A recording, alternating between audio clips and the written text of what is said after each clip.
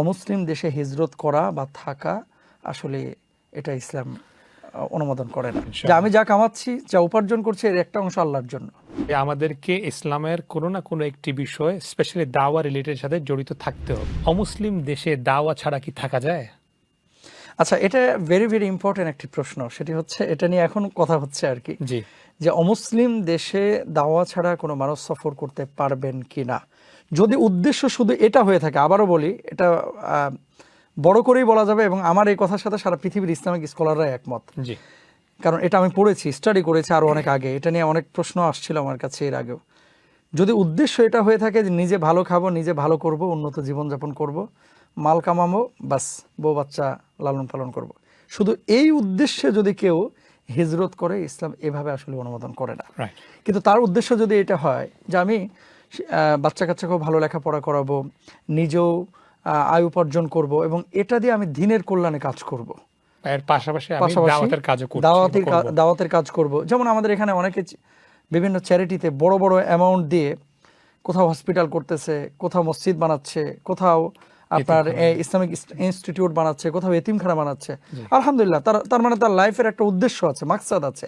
আবার এমন অনেক মানুষই আপনি দেখবেন, আমরা দেখব, যে মানুষগুলো শুধু নিজে খাচ্ছে, কামাচ্ছে, উপার্জন করছে, দিন শেষে সে মারা যাচ্ছে, কোনো ধরনের উদ্দেশ্য নেই আল্লাহর জন্য, আল্লাহর নবীর জন্য বা দিনের জন্য।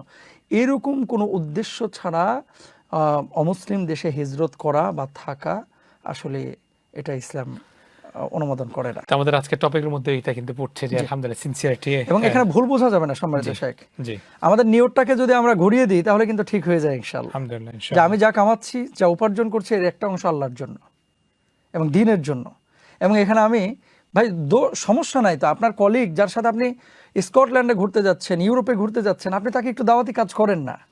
এমন তো না যে মানে সে মামলা করে দিবে, এমন তো না। এবং দাওয়াতি প্রতিষ্ঠানের সঙ্গে যারা জড়িত আছেন তাদের সাথে জড়িত হতে পারি আমরা ইনশাআল্লাহ। এবং আরেকটা প্রমাণ, এদেশের মুসলমানরা আলহামদুলিল্লাহ, ব্রিটেনের তারা যে অনেক উদার, এটা তো আমরা ইস্ট লন্ডন মসজিদ সহ বড় বড় দ্বীনি প্রতিষ্ঠানগুলো দেখেও আমরা বুঝতে পারছি যে তারা যদি না আসতেন, তাহলে এই জমিনে এই ইসলামের আবাদ কারা করতো, খিদমতটা কারা আঞ্জাম দিত। তার মানে হচ্ছে যে আমাদেরকে ইসলামের কোনো না কোনো একটি বিষয় স্পেশালি দাওয়া রিলেটেড সাথে জড়িত থাকতে হবে।